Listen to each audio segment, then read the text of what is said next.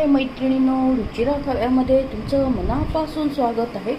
आपल्याकडे चपात्या उरल्या असेल तर आपल्याला प्रश्न पडतो काय करावं. आपण त्याचे गोड लाडू करतो, चिवडा करतो. आज आपण करणार आहे आगळीवेगळी अशी शिळ्या चपातीची ताकातली फोडणीची चपाती. झटपट होणारी रेसिपी आहे, कोणाला कळणार पण नाही की ही शिळ्या चपातीची केली आहे. तुम्ही ताज्या चपातीचे पण करू शकता. बघूया या फोडणीसाठी लागणारे साहित्य. हे ताक घेतले आणि हळद घेते, धणे आणि लाल मिरची पावडर घेतली आणि मीठ. हे कांदा उभा चिरून घेतला आहे आणि लसूण आणि हिरव्या मिरच्या. आता आपण लसूण, हिरव्या मिरच्या आणि धणे पावडर वाटून घेऊया. आता आपण लसूण आणि हिरवी मिरची टाकू. त्याच्यात ना आपण धण्याची पूड टाकूया, धण्याची पावडर आणि लाल मिरची टाकूया आणि ताकात थोडे टाकूया आणि हे आपण हे असं वाटून घेऊया. आता जिरं तडतडलं आहे, आपण त्याच्यात कांदे टाकूया, ते चांगले परतून घेऊया. चपातीचे तुकडे करून घेतले आणि आता आपण या ताकामध्ये ताक घेतले, त्याच्यात लाल मिरची पावडर आणि हळद टाकली आणि धणे आणि थोडीशी लाल मिरची होती ती पण टाकली. आता आपण लसूण, हिरवी मिरची आणि तिखट टाकून आपण वाटलं होतं ते टाकूया.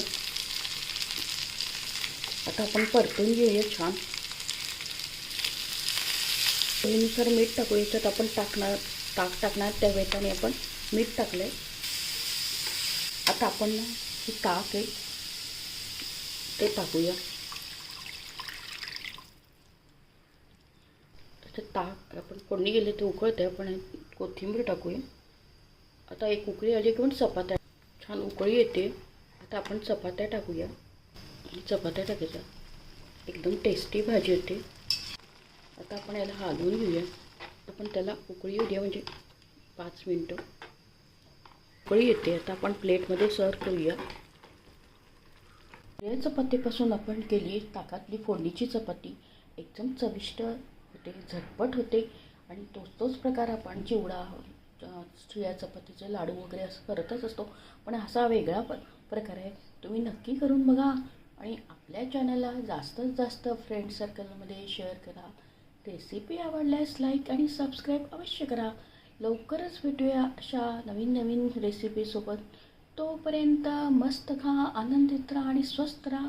असाच मला सपोर्ट आणि प्रोत्साहन देत राहा. थँक्यू.